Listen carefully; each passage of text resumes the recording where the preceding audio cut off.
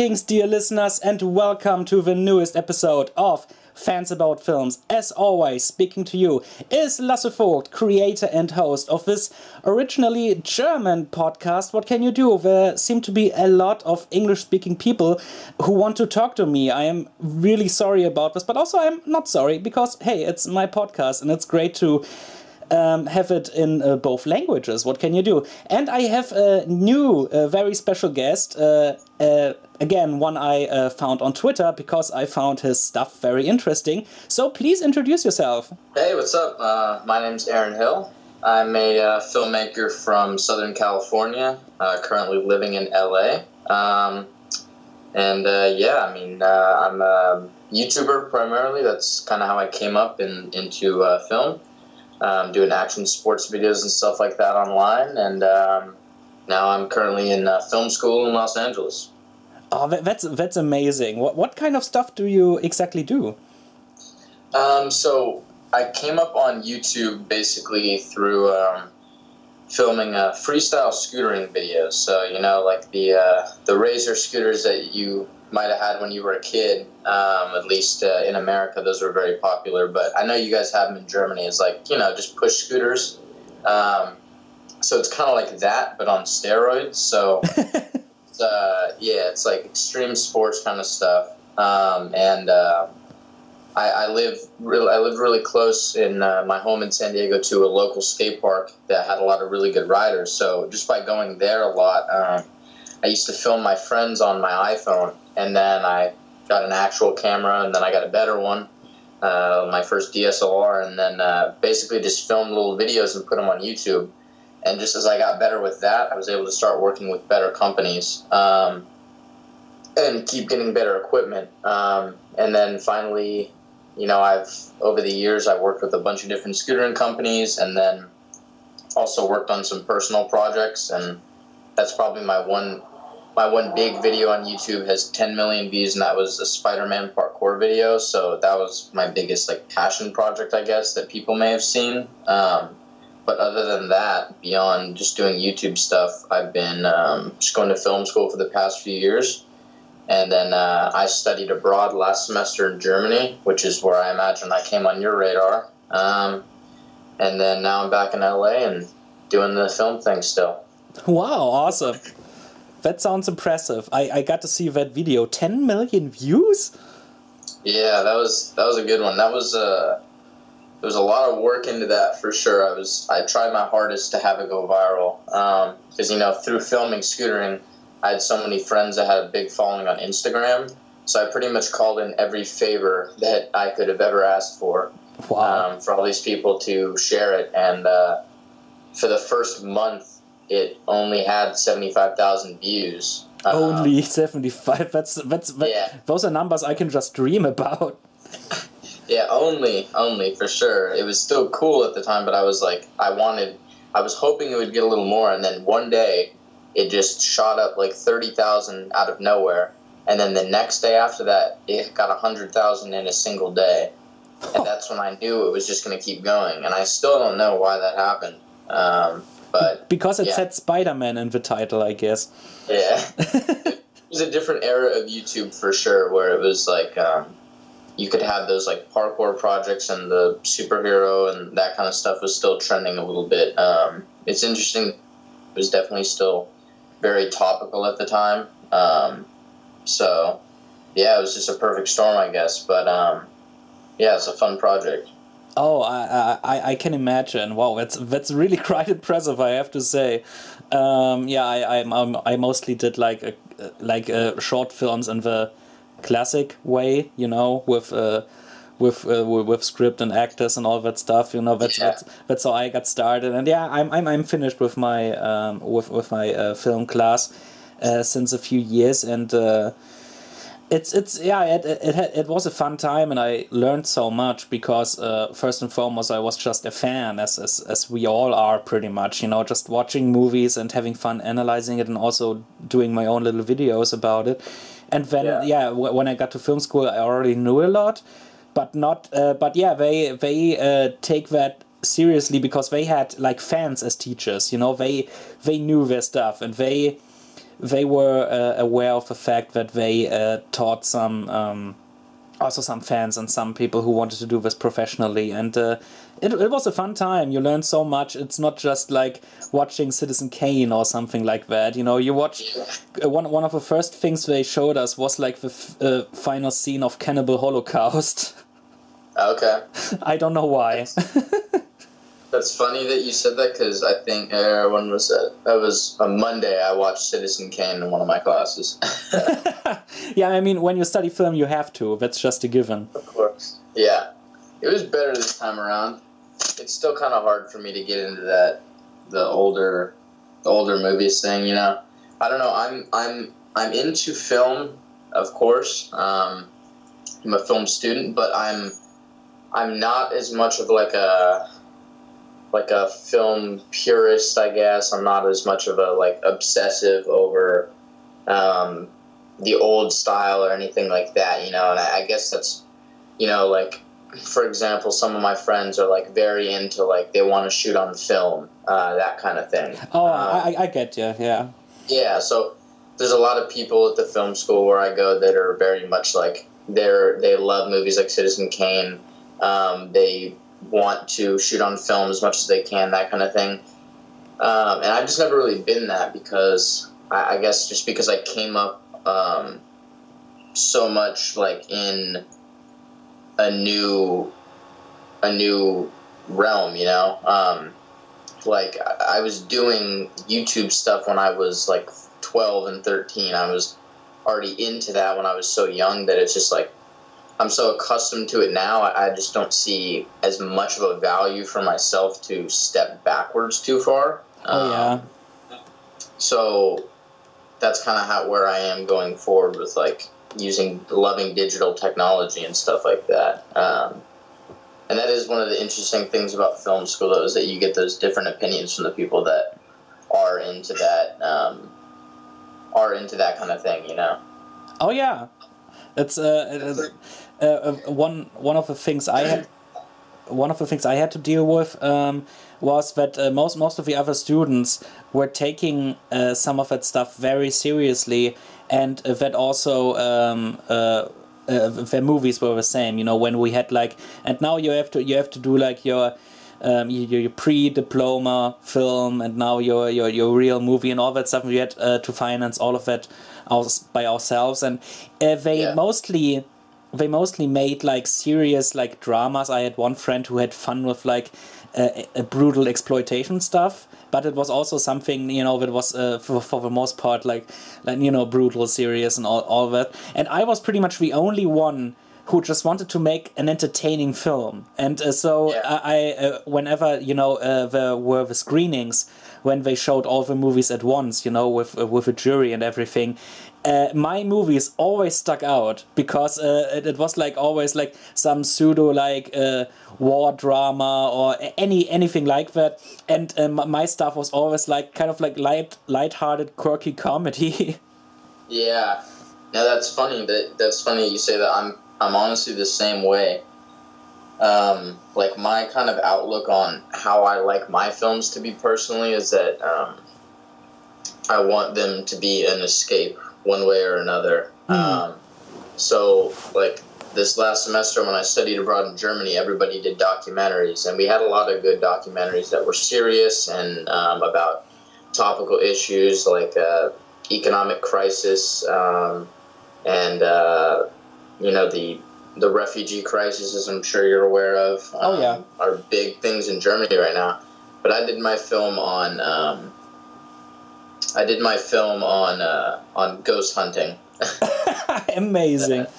Yeah, so I was the one guy that kind of stuck out for sure. But it was just like I want it to be that whatever I create, it's something that when somebody starts watching it, they're sucked into that world, and however long it is, 5 minutes, 10 minutes, 15 minutes, whatever, that they're fully engrossed in that, rather than like trying to analyze or relate it to what they're seeing or what's going on in their actual life. Because that's what I like when I go to movies.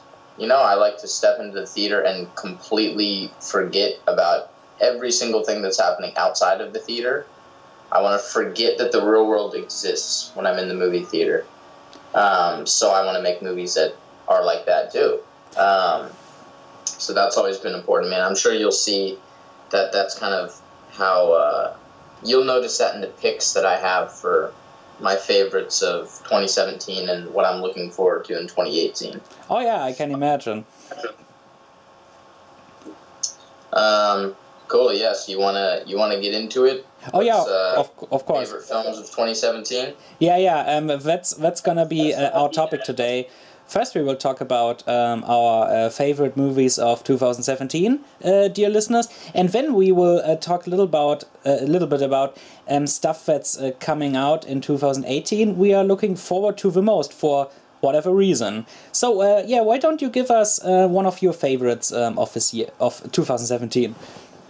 Okay. Yeah, I got 3 favorites picked out. I'll start with see which one I want to drop first. I'll drop an obvious one, I think, first.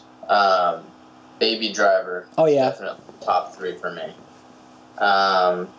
Really such an original film, such an interesting world that's developed. It was just such a fun movie the whole way through for me. Yeah, Edgar Wright was one of the reasons I wanted to study film. Actually, his style. Really? Yeah, my final short film I did for class actually was stylistically in some aspects kind of an homage. You know, trying out some of the editing tricks he does. So I had quite a lot of fun with that. And he's one of my big idols because he's just he's one of the best visual comedy directors who is out there, and just the concept of Baby Driver, you know, without the soundtrack the movie wouldn't exist, and it's amazing what he can do just with, you know, with editing and sound, and I'm really happy that it got a couple of nominations in those departments, because I was watching that movie like, if this isn't nominated for best editing, I'm going to riot. Yes, yeah, for sure, and it's the music part of it is also super big for me because you know, like the videos and stuff that I always do, the number one thing for me is that I always spend a super long amount of time picking the song, because I think that the music can drive the story in so many ways, especially with the videos that I used to do, that were, you know, they weren't like a typical narrative, so really the music was driving it. And it was cool to read about how you know, they developed these like very small skin-colored earbuds that they could put in the actors, and they kind of had to frame them around the scene so that the actors could have the music in their ear, so that they could do on-screen actions to match the beat of the song that was going to be synced up with later. Yeah, and that's so crazy to me that like he was so out in advance with this, or so planned out for this movie, where he already had all the songs picked. That you know, it's just normally something that you do in editing, but it just shows how much effort goes into this. You know, I mean, I'm sure you already know that it was like 20 years in the making since he started writing this thing. oh yeah. And it's just like, it definitely gives you hope, and it's, yeah, like you said, I'm very glad that it did well, because you know, it's definitely a bummer. It would definitely have been a bummer if he would have put in all this work and it wouldn't have done as well as it did, but I think it's definitely getting the recognition that it deserves, for sure. Yeah, I'm really glad about that as well. I went there with a friend, and we did as usual our review in the car, and we both loved it. It was and I was looking forward to it. I mean, it's a great concept, and it's just all around a really good movie. I can't wait to show it to some more people who haven't seen it yet.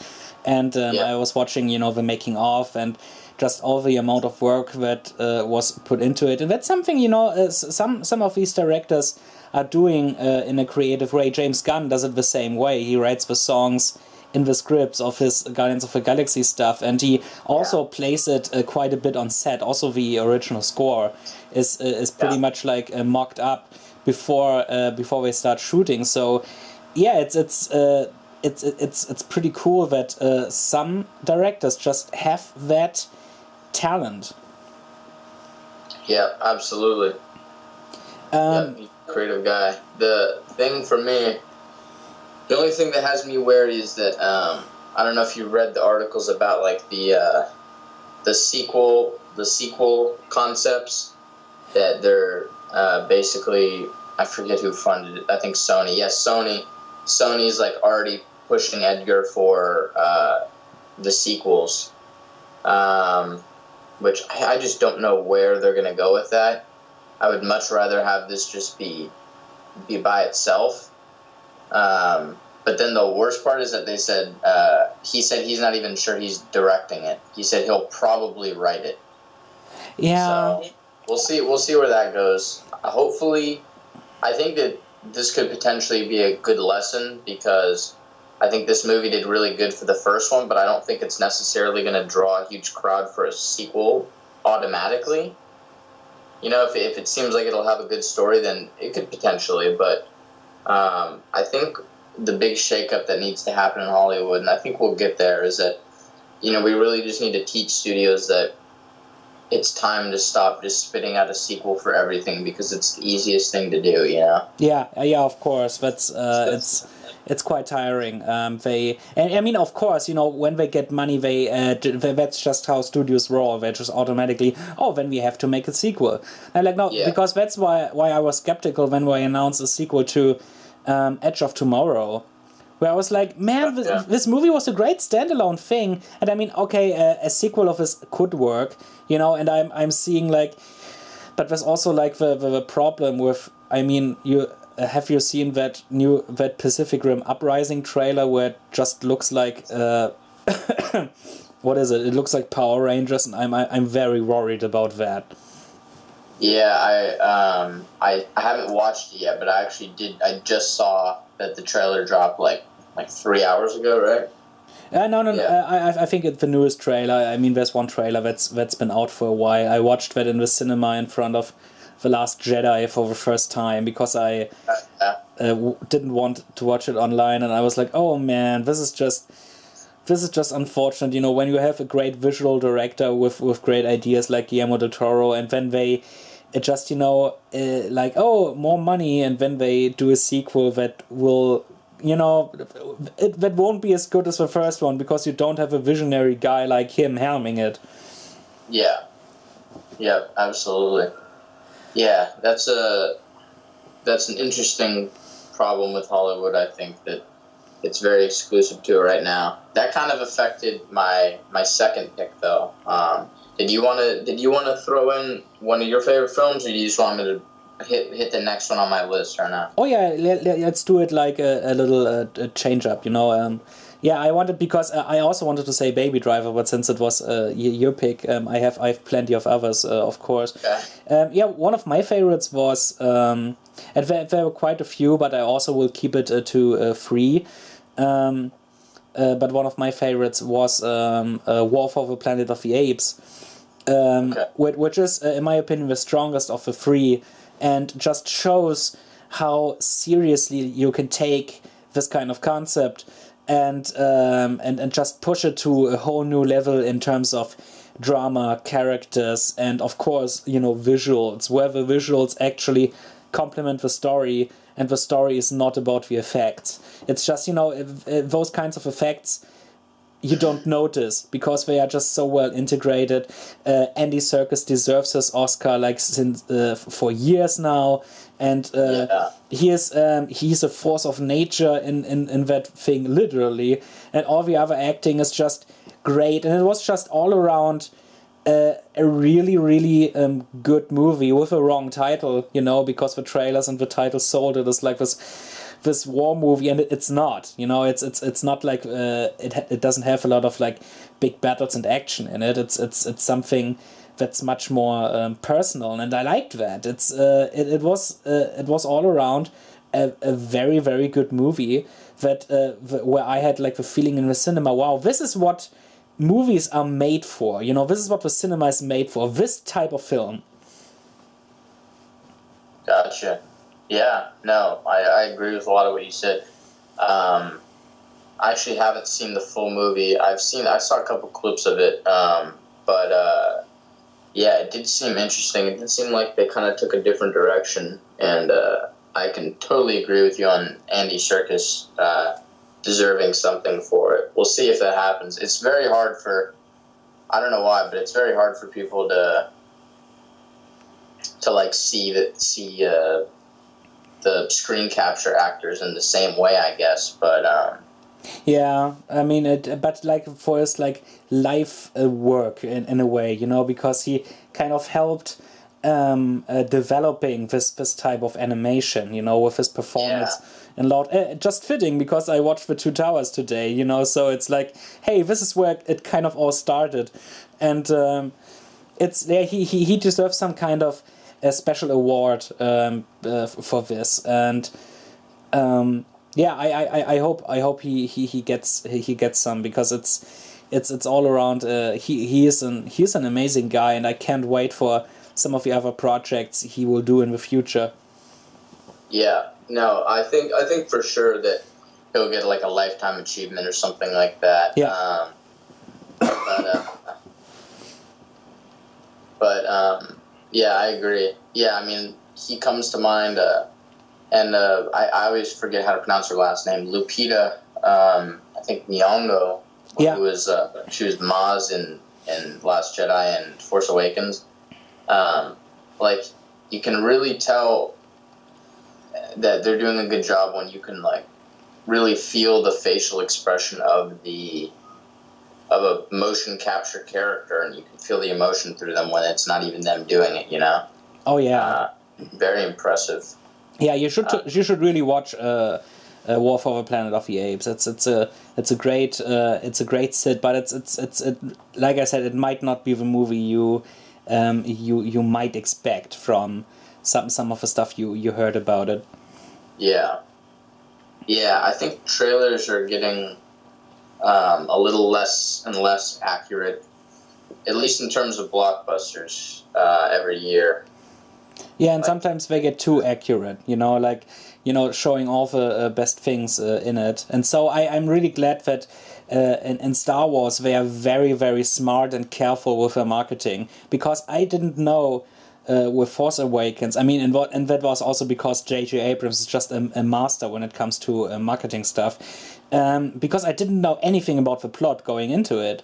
And so I was able to enjoy it a whole lot more. And as kind of the same thing with The Last Jedi, you know, I didn't know where the story was going to take me, because they were very careful with the marketing, not showing all the big money shots, you know, giving you a quick idea, you know, who is in it and kind of what happens. But it's I'm glad that Star Wars does this. But I wish more people would do it this way, because in a lot of movies you just see all the stuff that happens, you know, also in the new Pacific Rim trailer, or in the one I saw, you know, giving away like one of those big money shots where like what the monsters can do, and it's just, man, you know, I am going into the movie because I want to see the movie, and when I already saw the movie, it's just that's a very, very difficult experience. It's just frustrating. Yeah, and that I'm gonna use that to lead into my second pick, because my second pick was greatly influenced by the fact that I started watching the trailer for the first time, watched 30 seconds of it, and knew that I wanted to see it and turned it off immediately. And that's for Brigsby Bear. I don't know. Have you heard of it? Did you see it? I have heard of it. I didn't see it because I think that's a movie quite difficult to market in Germany. Maybe it will come out here on Netflix or DVD, and I want to watch it, but I also don't know what it's about, and I think that's the best way watching it. I vaguely know what the movie is about, but not in detail. But I've heard a lot of good things about it. Yeah, it was I'll try not to spoil too much for you or any of the listeners, but it's it's a very, very good film. Definitely, I immediately put it in my top 3 after watching it. It's so not even close to what you'd expect going into it, because I heard about it through Mark Hamill posting about it on Instagram, who's obviously plays Luke Skywalker. Any of the listeners don't know. Mark Hamill posted about it on Instagram, and because he's in the movie, and he just posted like a big gushing post about how happy he was to have been able to be a part of this film, even for a small amount, and I was immediately like, okay, that's interesting. And then when I looked up more about it, the main star is Kyle Mooney, who is he used to be on SNL, and then he wrote for them first, and then appeared in some skits as well. And he actually used to do a lot of YouTube videos in the infancy of YouTube, and he's freaking hilarious. So I was like, oh, I got to see that. And there's like, from the trailer, I rewatched the trailer after I saw it, and I remembered where I turned it off in the original one, and luckily I turned it off right before like the twist is basically revealed in the trailer, because unfortunately stuff happens early in the movie, and the trailer has to show something, but I was so glad that I turned it off, because it made the movie so interesting, and it was the most like wholesome film of the year. I think that's the best way to describe it. It's like so wholesome that it's like you leave the movie theater, you just feel good. It was very interesting. Whereas when I talk about something like Baby Driver, you leave I remember I left that movie theater and I just wanted to drive my car as fast as possible, and you just feel like amped up. But like Brigsby Bear, I left the theater and I just like, you just feel like warm. It's very interesting. So I got that on my top 3 for sure. Oh, that sounds great. I can't wait to watch it. And thanks for warning me about the trailer, so I don't make the mistake watching it. Yeah, that sounds pretty good, but I will challenge you about what is the most wholesome movie of the year 2017. Because of our next pick, and that's Paddington 2. And as soon as you said wholesome, I figured that one was coming up. I haven't seen it, so convince me why this movie has 100% on Rotten Tomatoes, one of the 5 movies to do it. That's quite easy, because I watched the first movie in kind of a cynical time of my life. And I just gave it kind of like an okay review, because I was also scared away by the trailers, because the trailers just showed slapstick, and I was very worried about that. Because I knew Paddington Bear from like a cartoon show I watched as a kid like a few times, but I wasn't that familiar with the character. And then I watched the movie and I was kind of like, well, this is, kind of like a run-of-the-mill kids movie, but it's at least like, well done in a way. And but I had to watch it a few days later a second time with my little brother on kind of like on Christmas Day.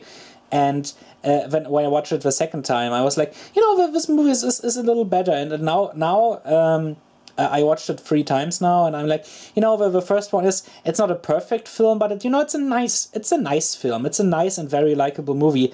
The second one, as soon as I was on, I was like, wow, this is one of the best sequels I've ever seen. It like blows the first one out of the water, kind of. It's so much. And I mean, the first one is already good, but it's amazing how much better the second one even is. And it's so incredibly likable and just all around.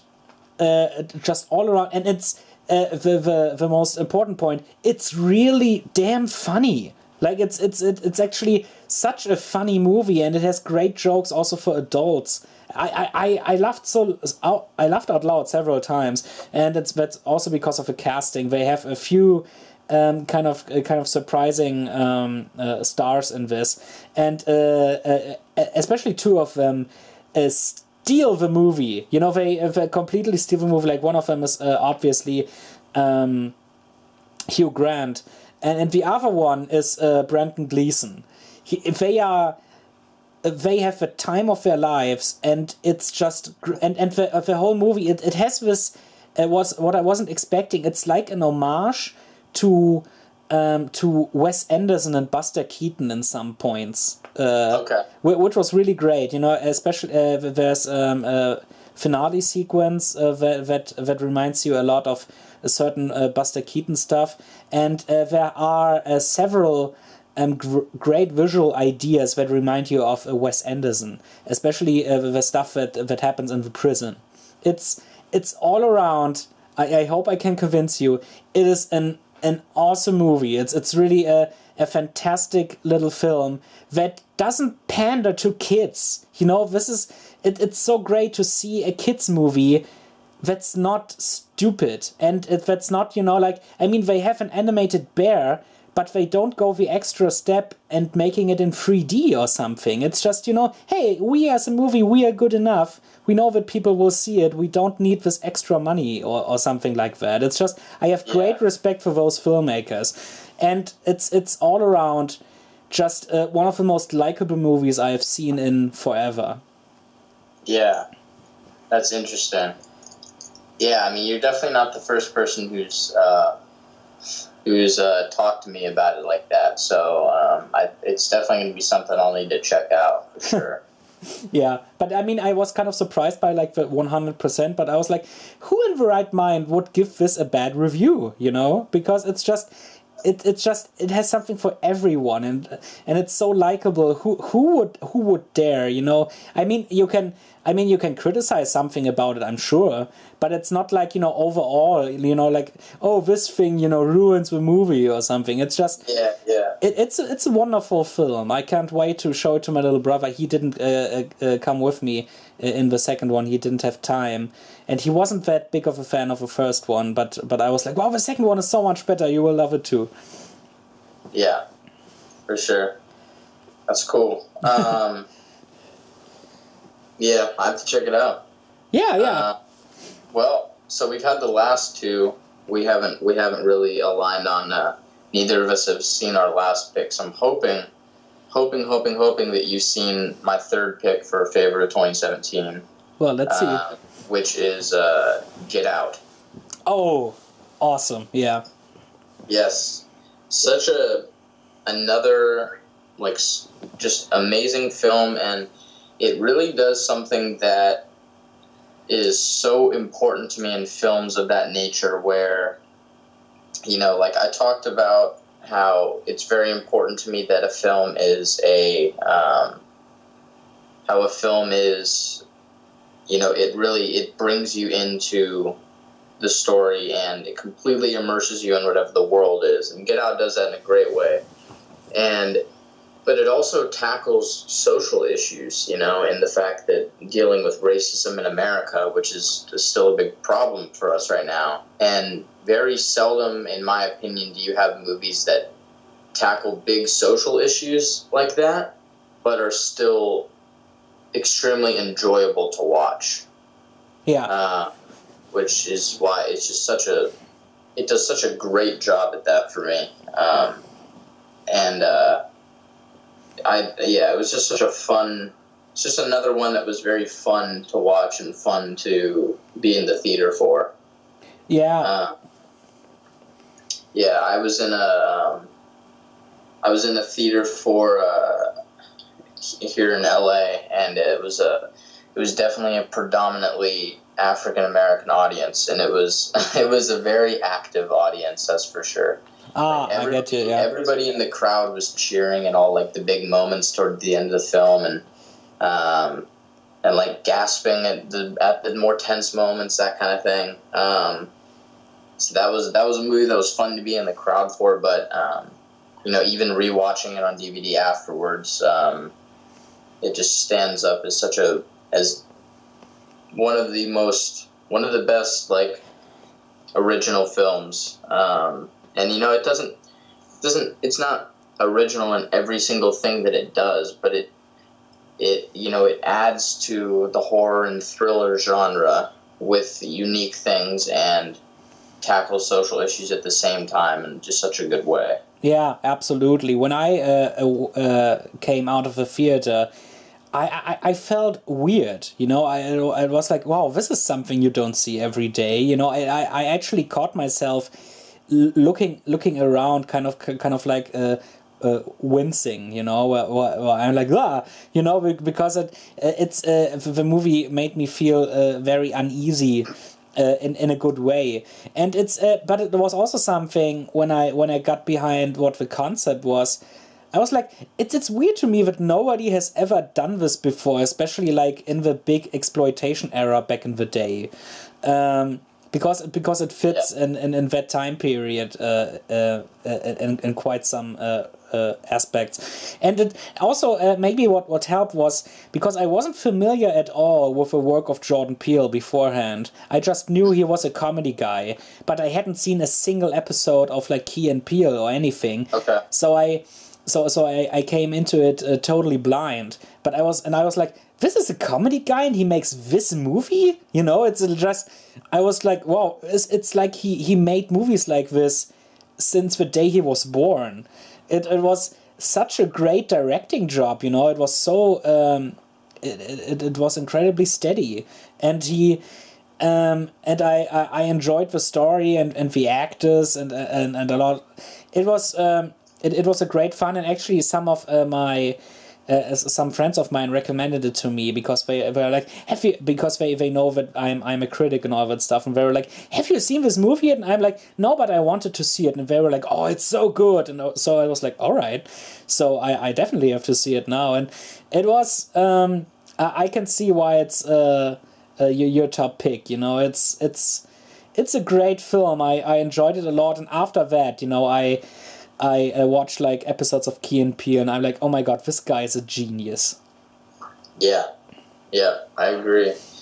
But it really was, I think, had that effect on a lot of people in terms of taking them by surprise, because you can see some elements of Jordan Peele's previous work in it, but it really is something that just stands on its own, and that's another one I'm really glad got so noticed at the Oscars. I mean, I don't know if you've read all the nominations, but yeah, they got the original screenplay nom, best actor nom for Daniel Kaluuya, and best picture nom. So it's definitely getting recognized, and that's so impressive for him for Jordan Peele, as that being his, like, I think, first solely directed film. Yeah, but it's so weird, that Jason Blum is now an Oscar-nominated producer.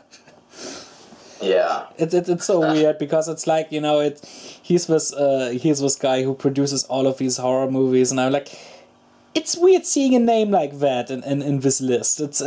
But it's that also shows some kind of progress, some kind of change, where we're like, we don't care who made the movie or what they did beforehand or anything like that. It's just they just recognize it as a great movie, and which encourages me for some stuff in the future. I mean, it's also great that Baby Driver got some recognition here and there, and it's. Yeah, it's. I'm sure we will see stuff like this happen in the future as well with certain films, and how it blew up. How successful it also was. Actually, now a lot of these Oscar movies people have actually seen, which is amazing. Yeah, it really is. Like, looking through the list, there's so many films on there that it's like very accessible. Yeah. And that's interesting. So it's I can totally see why you picked it. I enjoyed it a lot too, and a lot of people have seen it, and it was. I can't wait to watch it again with someone who hasn't seen it yet. It will surely be a good time, when we don't expect what's gonna happen. Yeah. All right, should we transition into my picks 2018? Kind of like my number one pick is missing still. Oh yeah.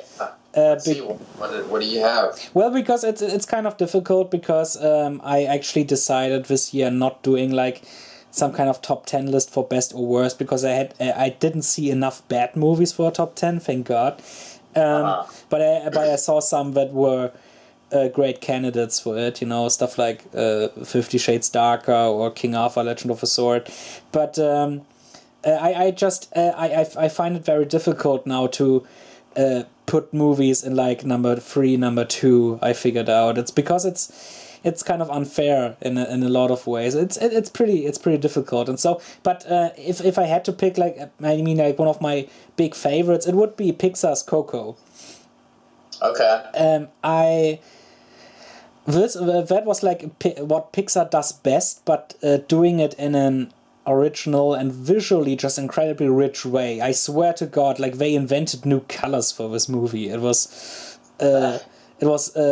great seeing that. I went to see it with my little brother, and we both came out of it, and our eyes were glowing, and also a little wet because it's a Disney Pixar film, and they do it all the time, just hitting us in the right in the heart, and that one is no exception. The music was great, the visuals, the story, the concept, just seeing this kind of culture coming to life in this kind of way was really something I was looking forward to, and it was all around a very entertaining and very heartfelt experience.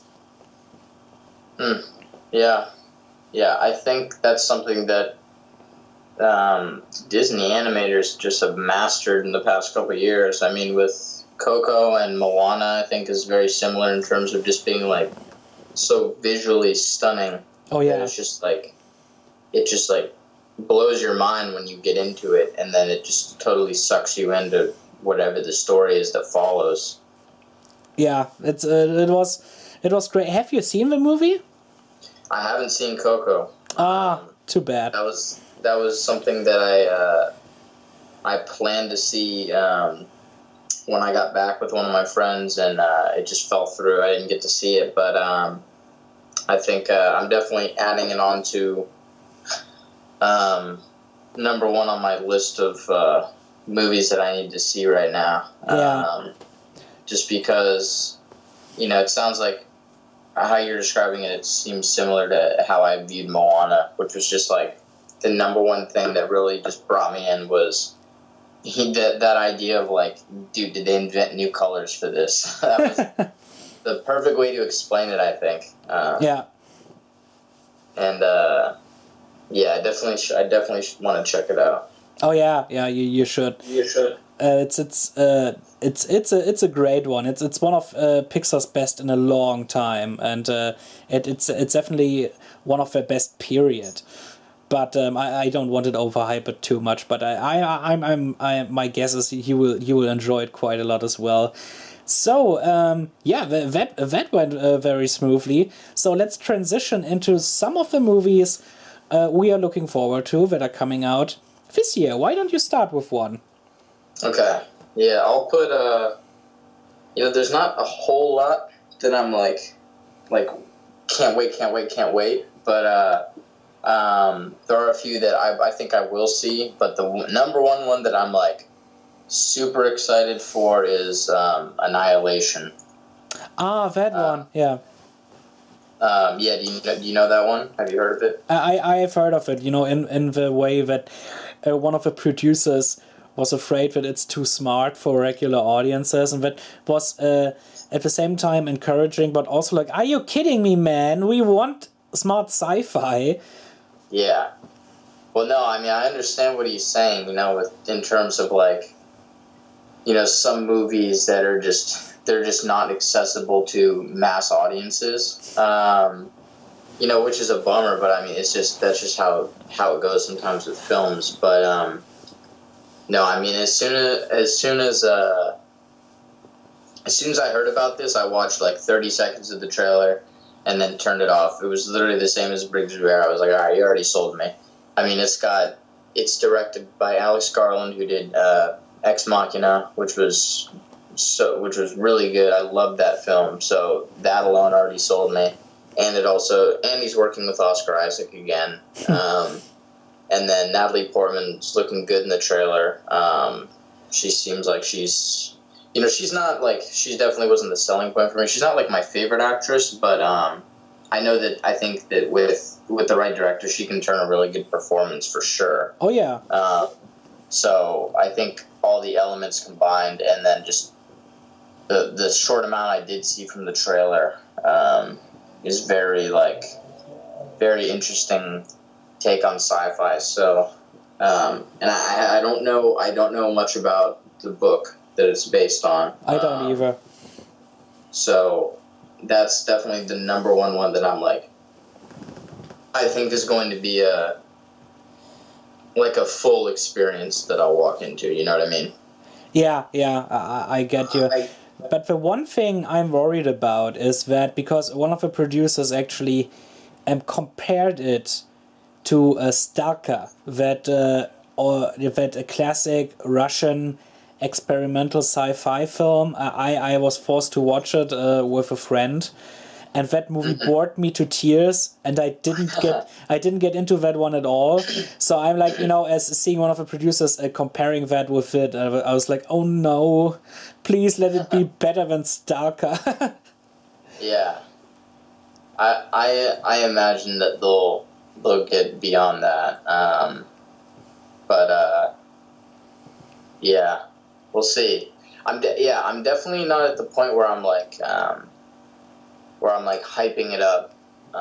It's just like I'm just ready to go in and then see what happens, kind of, Yeah, I get it. Which is, I think, the best way to be, because if you get any more beyond that, it's going to be you overhype yourselves for movies, Yeah, it tends to be the case. It was weird how I was overhyping it. Because it's not like I was a huge fan of the book, but based on the trailer and all the marketing material, I was like, wow, this could be actually a really fun movie, and it was. It certainly was, but I was overhyping it way too much. It was so weird.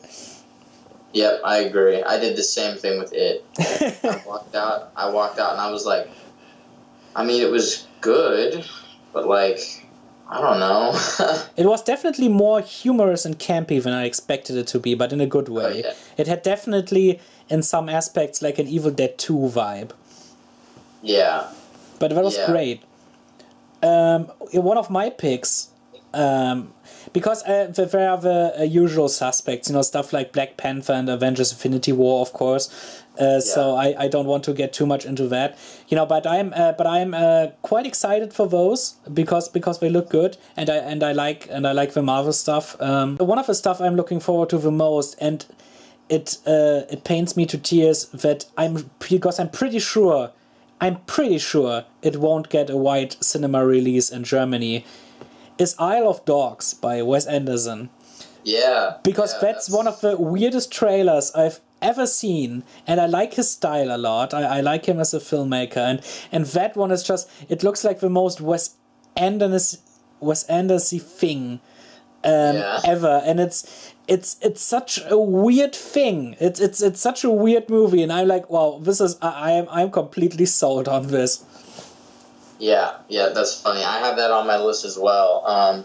Just in terms of the fact, I'm not 100% sure I'm gonna see it. I'm not like a big Wes Anderson guy. I've only seen a few of his things. I saw one of his early short films that he did, and I've seen, I don't even know which of his, I've seen one of his main films. But I'm not a huge Wes Anderson guy, but I just had to put it on my list because it's just such, like you said, it's just the trailer is what did I just watch? And then when you look at the cast and you're like, this is a cast for an animated movie, or a claymation practically, of dogs on an island. I just don't understand. Yeah, it's definitely a Wes Anderson cast. Yeah, how did you get Edward Norton, Bill Murray and Bryan Cranston to voice dogs.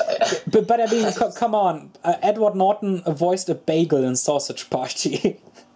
Did he really? Yeah, he did. He's voicing like a stereotypical Jewish bagel, and he's great in that. It's a very funny. I mean, it's of course it's a very lowbrow movie, but it's a great. It's a funny movie, and it's a great religious satire. And he voices one of the characters in that, and he's completely unrecognizable. That's too funny. Yeah, I wouldn't have known that. Well, I guess then this will be a step up for him, moving up from a bagel to getting to voice an actual animal, living being. Yeah.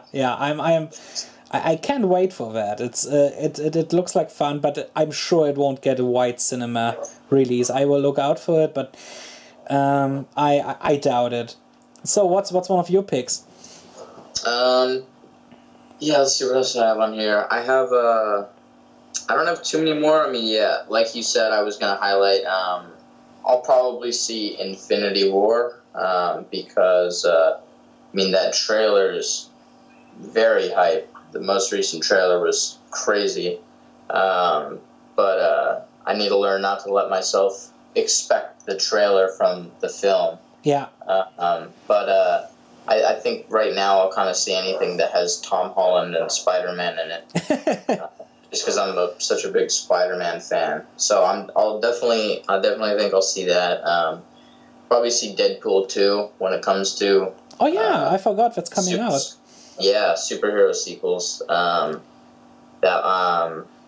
you heard? Yeah, I think they did good on the first one. I think it's definitely not worth getting super amped up about for the second one, just because...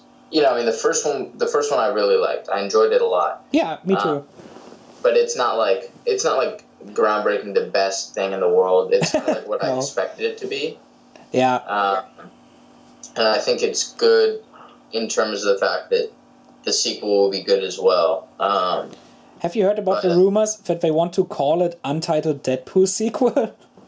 Really? Yeah, I hope they get. I hope they get through it. Maybe it was also a false a news thing or anything like that. But one of them actually suggested hey, if they should call it Untitled Deadpool sequel, and I was like, that would be brilliant. Dude, that would actually be hilarious. I would love that a lot.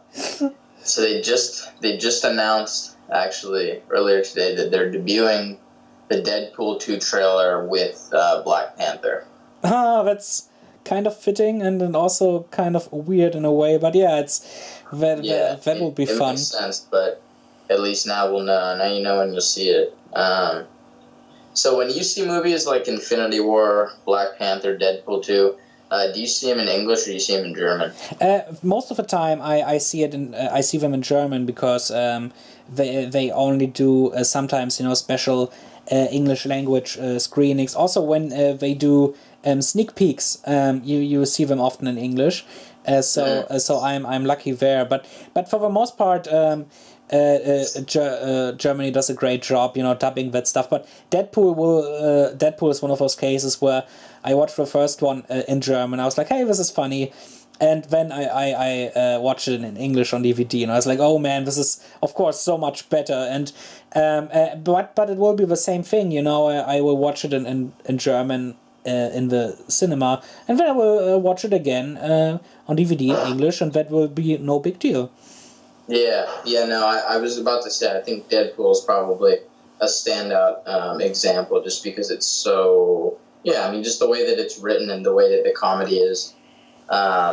Some of it, I'm sure, is lost in translation in the same regard. But that's actually kind of cool, though. Like, seeing it once and having it be good, and then see it again and be like, oh, wow, that didn't land the first time. That's funny. Yeah. It's like getting to experience new moments on your second viewing, Yeah, that's why it's so important, actually, watching all movies you like more than one time. As one filmmaker said, when you watch a movie the second time, you actually watch it the first time. You have to know how it ends to know how good it's structured. And there's a lot of truth to that, because just a little tangent. Me and my father watched Jason Reitman's Up in the Air in the cinema. And did you watch that movie? Is that the one with George Clooney? Yeah, George Clooney on a plane all the time. And I haven't seen it, dude. It's on my list, though. Is it worth checking out? It is. It totally is. But here's the thing: we watched it and we enjoyed it a lot. But then there's one point where, and this is no spoiler, but there's one point where the character of George Clooney has to do something that's pretty out of character. And we were like, what is that all about? You know, all of a sudden this movie is about this stuff, and we didn't see this coming, and so we were, and it's like a section of a movie that's like 10 minutes long or something, and we were kind of baffled by it, and we were unsure about it, and then we watched it a second time at home, and all of a sudden it clicked, and we were like, no, this is the point, this is genius, we actually got the point of that scene when we watched it a second time, and so you're like, man, this is so important to watch it more than once. So that was one of those great examples. So the second time it was all the better. Yeah. That's cool. Yeah, I'm probably gonna download that right after we get off this and check that out, because that had been on my list for a while, and then it just kind of got pushed to the bottom as I added new stuff. But I want to check it out. It's a great movie. It's actually the movie that put Vera Farmiga on my like you know, I wasn't familiar with her at all before that movie, and then I watched her in this, and I'm like, who is this? She's amazing.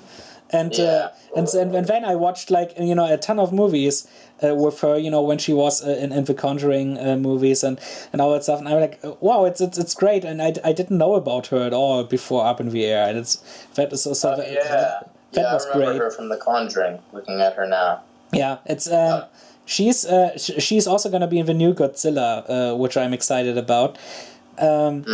So yeah, it's definitely one you should check out as soon as possible. It's a very good movie. It's not only funny. It's also very honest and very sincere. You know, it's definitely something. It will tug on your heartstrings quite a bit. I'm sure. Cool. Yeah, I'm gonna check it out.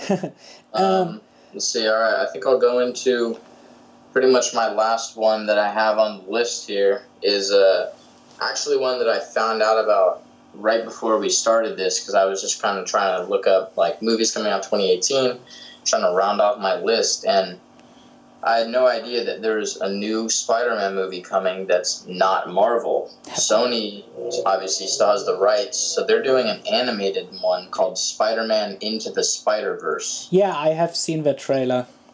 Yeah, I knew nothing about it until right now, and that was interesting and surprising, and definitely has me curious. I remember hearing about the idea of doing this film, but I didn't know that they had actually committed to it. Yeah, I mean, having an animated one that focuses on Miles Morales is interesting. I remember they wanted to originally get Donald Glover to voice him, but I guess that didn't work out. But yeah, the art style is very intriguing to me. Yeah, it looks very different, and I'm intrigued about that. Yeah, if Sony at all has the potential to redeem themselves from the Emoji Movie, it's probably the one thing that they could do to make it better. Yeah, that's the one thing. Doesn't Sony also do like the Hotel Transylvania movies? Yeah, they do, right? Because they are. I think so, yeah. Because they are solid movies, so in my opinion at least. So maybe with the third one they also have a chance to redeem themselves a little bit. Yeah, I don't know. It's just I'm still so confused that this is even coming, especially after watching the trailer. This was almost as confusing to me to watch as the. Did you see the Batman Ninja anime movie that's coming out? I haven't heard of that one at all. You should look up that trailer, because it's the exact same feeling where I'm just completely confused. Warner Brothers Japan Warner Brothers is teaming up with the Japanese production company and making a movie called Batman Ninja, and it's like it's basically if Batman was an anime, and I was like, I thought it was like a fan trailer before I saw it, and then I learned that it's actually a real thing. And I was very confused about the whole thing, which is honestly how I got the same feeling from watching the Spider-Man trailer. So, all right, yeah, check out that trailer after. If you just search Batman Ninja, it's like a 2-minute trailer. After this, you should check that out because it's very interesting. Oh, I will. I'm curious about that. So that's actually a pretty good list. Some of mine, because I'm. One of those movies a lot of people are excited about is this little thing called Ready Player One. Yeah. And I've heard a couple whispers of that one. My thing is, I'm currently reading the book for the first time, and it takes me. It's not a long book, but it takes me so long to get through it because I'm reading a couple of pages and then I get mad and throw it away. Because I'm in a minority on this, a lot of people like this book and I can totally see why, and I wished I liked it too, but to me it's one of the most pandering, annoying books I've read in a long time because it's so obvious. This is like, this is like a pop culture for noobs, in a way that like, this is just the easiest shit to write. And it's so incredibly, the main character and the author, I mean, I'm sure the author's a nice guy, but it comes off so douchebaggery. It's incredibly difficult. I mean, the main character you can just totally forget because the main character is just a douchebag, and the stuff that happens, I mean, I like the concept. The concept is interesting, but it's like and the problem is, the book makes me feel like a bad person because I'm quite a pop culture guy, Of course, I mean, being a filmmaker and reading a lot of books, watching a lot of movies, I'm big into that stuff and I drop references a lot, even if my friends don't understand them. And now reading that book, I'm like, do I come across like just like the asshole this main character is? But I'm really afraid about that. I'm like, wow, am I a bad person for doing this stuff also?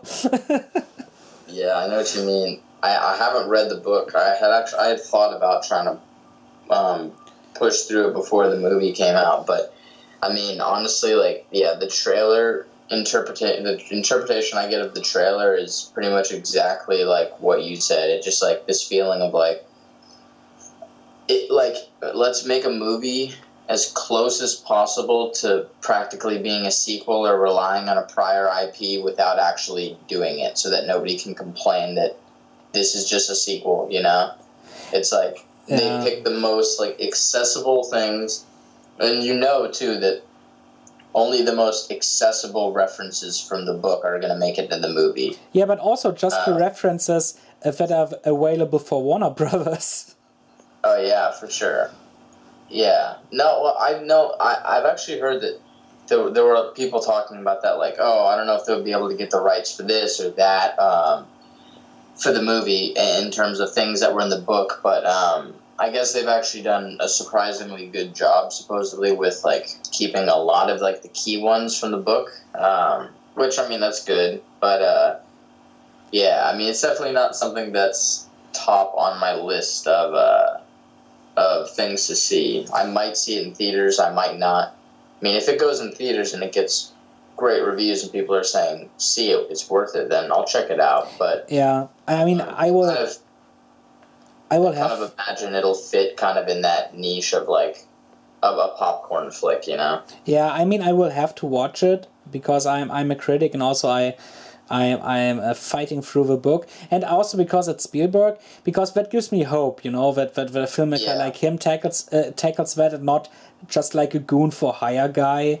because it could have been very easy, to just hire some no-name director to do this. But the fact that Spielberg is doing it, and also that Alan Silvestri is doing the score and will probably drop a lot of references to some of his own, 80 classical 80s scores and all that stuff. I'm like, this is actually pretty cool. You actually hear some of the Back to the Future music in the trailer, so that's encouraging. Yeah. And and I hope, even though the author is a co-writer on the movie, I hope we will improve on some of the dialogue and all that stuff. And it's just it's one of those movies where I'm like, I'm cautiously optimistic, but I don't expect it to be like amazing. And it feels like a very calculated move, because it's been quite a while that Steven Spielberg has done a movie like this for this type of demographic. Because I think the last movie he did for a younger audience was The Adventures of Tintin, but that wasn't like for young adults. That was like, that's like an adventure film for kids pretty much, and I enjoyed that a lot because I grew up with the comics. But the rest he did, he does a lot of these drama things, and just the Post is just out now, and that's something also so weird. I'm like, sometimes he does like 2 films per year, and I'm like, how does he do that? How is he able to do this? You have to be either incredibly good, incredibly talented, which he is, or you have to be like just kind of, sloppy in a way, like, oh, let's do this and this. Because the same year that Tintin came out, also Warhorse came out, and they were both good. So I'm like, I guess he is that good then, It's just amazing that he's doing so many films at a time. It seems like, is he like, oh, maybe I'm running out of time, maybe I don't have enough time to make all of these movies, so he's just kind of rushing it? Who knows? But I'm amazed by that. Yeah, it actually is really impressive, because directing a film is a lot of work, and I feel like it's pretty much constant stress to a certain extent the whole time. Even when you've been doing it as long as him, he's probably grown past a lot of it, but it's definitely still work. Yeah. But I don't know. It's definitely not like, I always think it's definitely not like a money thing to a guy like Spielberg, because at this point he's got enough money. I think it's probably like you said, it's just, he's not going to be here forever. He's not going to be working forever. Might as well put his hands into as much stuff as he can. Yeah. He's just doing it because he likes it. When you've done so many different movies like this is not something you're doing like, because it's your job. That's something he loves this, he loves his work, and of course there's sometimes, kind of like money and demographics and all of that stuff involved, but he's a guy you can feel most of the time the passion. It's just sometimes the projects are weird he's doing, like something like like The Post, it's like, why doing this? Because I watched the trailer yesterday when I went to watch Downsizing, and I'm like, it's kind of weird seeing a movie like this from Spielberg, where it's like, back in the day, people like Oliver Stone made movies like this.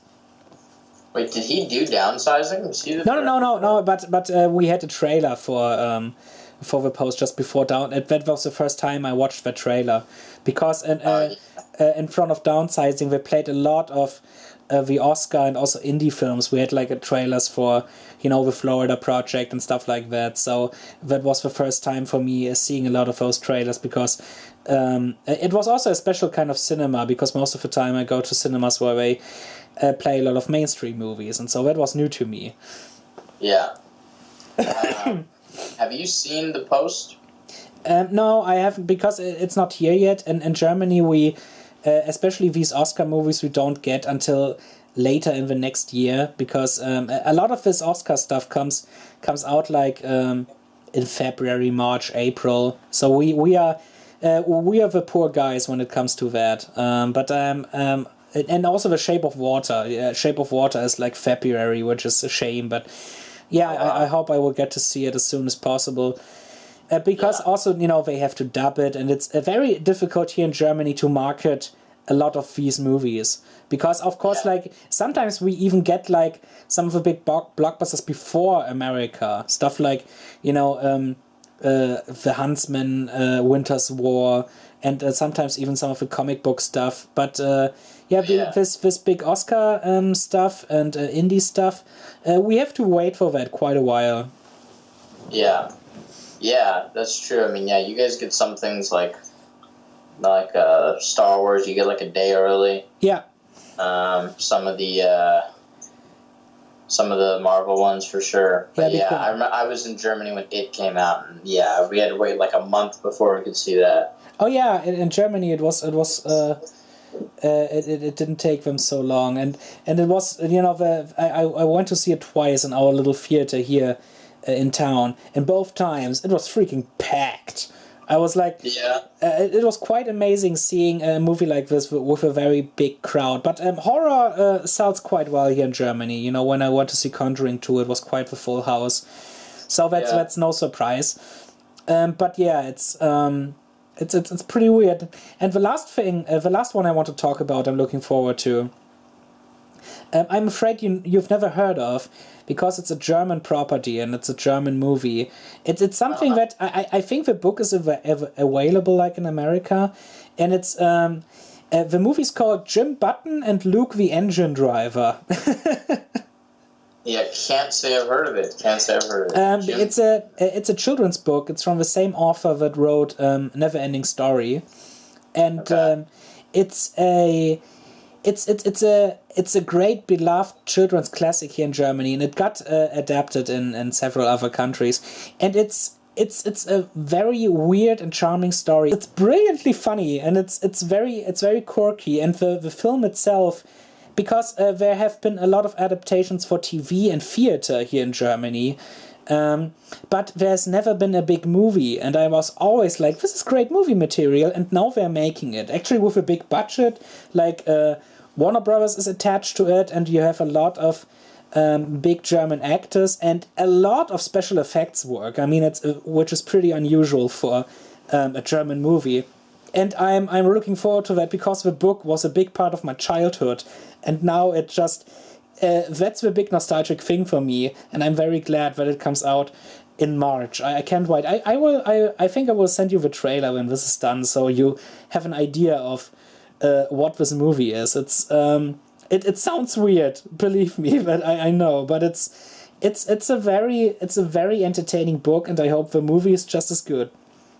Yeah, no, definitely send it my way, because I'm trying to look it up, and I see some stuff about it, but yeah, it's definitely not as accessible over here, I think. Yeah. Because I'm not finding too much information about it at all. Yeah, it's not that well known, even though they have a British actress voicing the evil dragon. So they have at least some stuff there. But it's I'm so excited about that one. I can't wait to see it, and I'm almost expecting it to being slightly disappointing, because I'm just hyping it up way too much. But I can't help it. Yeah, no, I finally found it right now on. I finally found like their Facebook page that has the trailer, and someone said what you said, that it comes out Easter 2018, but German only, and then international a year later. Oh yeah, that makes sense. Yeah, I kind of imagined that they would go through the effort of.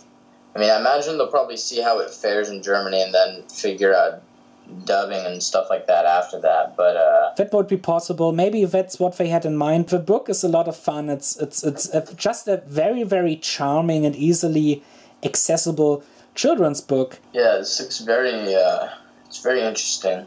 Looking at Facebook page, like all the behind the scenes pictures and stuff. Yeah, it seems like they took great care of how they handled that with the special effects and all that stuff. It's something that Germany doesn't do often, but with a book like this, you know, many people forget that The Never-Ending Story, that's also a German production, and they did a lot of great effects in that one. It's amazing that they go back to this kind of stuff now. Yeah, that's cool. So, I guess that concludes both of our topics. I'm afraid. Yeah, no, we got through it. I think we got a good list going of. I think I developed a good list of things to check out. Hopefully, the listeners have some things that they're now looking forward to 2018. Maybe they didn't know about, or maybe they're more hyped for it, and maybe they have some things to check out from 2017. Oh yeah, I hope so too, and I'm sure, because what you told me about that Batman Ninja thing, I can't wait to check the trailer out. It sounds really intriguing to me. Well, let me just say before we say goodbye that it was great fun having you here. It was just as fun as I thought it would be, having you as a guest on here, and I thank you so much for your time. Yeah, no, thank you. I'm glad. I'm glad it worked out well. I think it was fun. I think we did good. But yeah, I had a lot of fun talking about movies. Great. So, where can people find you on the interweb? Yeah, if people want to look me up on the World Wide Web, I have my website is AAvideo.com, which just goes to my YouTube, and that's spelled out. So DOUBLEA video. The word AA video, and that goes to my website if you want to check out my videos. Or you can follow me on Instagram, which is the same handle, AA video. But that's pretty much all I got right now in terms of checking me out. But yeah. That's great. Thank you so much. You can find all of my stuff, dear listeners, of course, on YouTube, on Facebook, on Twitter. On YouTube, TheDeppert, or if you just type in Lasse Vogt. And I write semi-professional soundtrack reviews for scoregeek.wordpress.com. Please check that out. Even though it's in German, you can run a translation program over it. It's not too difficult. Soon enough, I will post my top 20 film scores of 2017 there, complete with links to YouTube videos. I'm looking forward to doing that. I still have to listen to some of the stuff. But yeah, and also, just my regular YouTube stuff. It's easy to find. And my podcast, you can find it on Facebook and on YouTube, and I hope it will be on iTunes at some point. I'm still working on that. Thank you so much for listening. Thank you so much for being a part of this. Yep, no worries. Thank you. And so I guess we can say a goodbye and good night, dear people. Goodbye and good night.